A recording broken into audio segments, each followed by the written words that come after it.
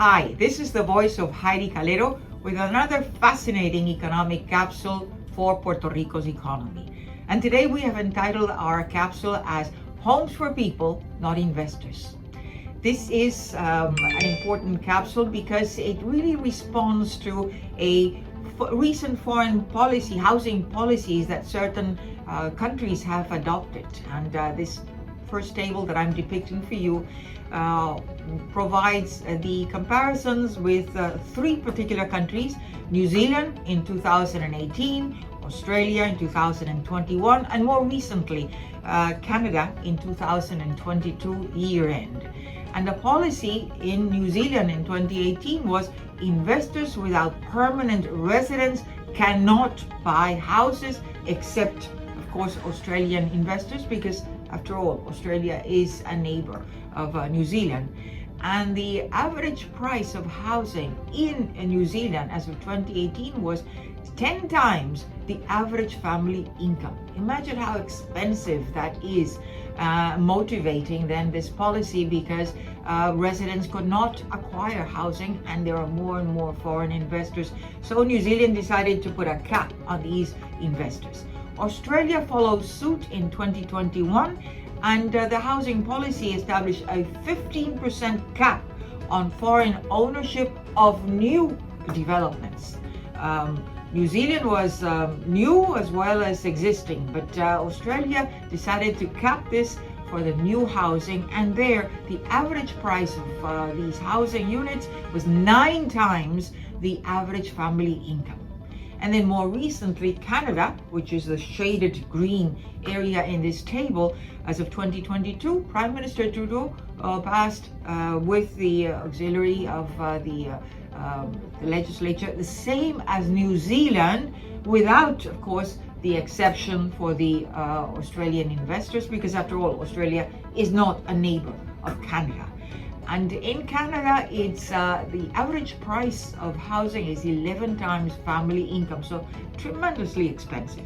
Puerto Rico does not have that housing policy. Maybe it's something that should be looked at, because after all, this is an island 35 by 100 miles, and there's only 3.2 million residents in Puerto Rico.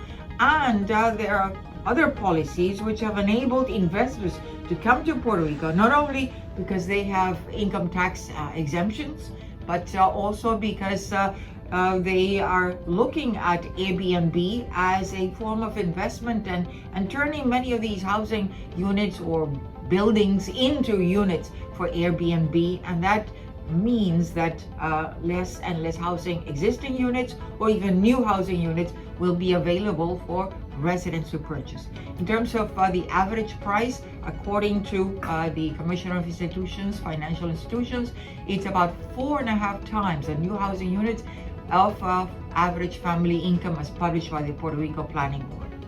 These next graph depicts housing sales in Puerto Rico in units. And the orange line is for the number of existing units that were sold from 2011 through 2022. In 2011, we sold 11,778 units, and in 2022, almost the same, 11,388. That's a recovery from the aftermath of Hurricane Maria after 2017. It was almost 7,387 units, so now a huge increase as of 2022. The blue line is the sale of new housing units, which in 2011 it was 3,845 units, and as of 2022 it hasn't really picked up that much, so it's 962 new housing units. So here it's depicting all the problems of construction materials because of the war between Russia and Ukraine, then COVID and the closing of China. All these problems in all these distribution chain internationally, and of course all these changes in the labor market. People who do not have the skills in construction, and there is a lot of infrastructure that has to be rebuilt, let alone to build new housing units. The next graph depicts housing prices. Again, the source is the Office of the Commission of Financial Institutions, And the blue line now is for the new housing units, and notice that the prices are more expensive than for existing units, which is the orange line. As of 2011, the average housing price of a new unit was $218,883. After Maria, it went down to $165,907.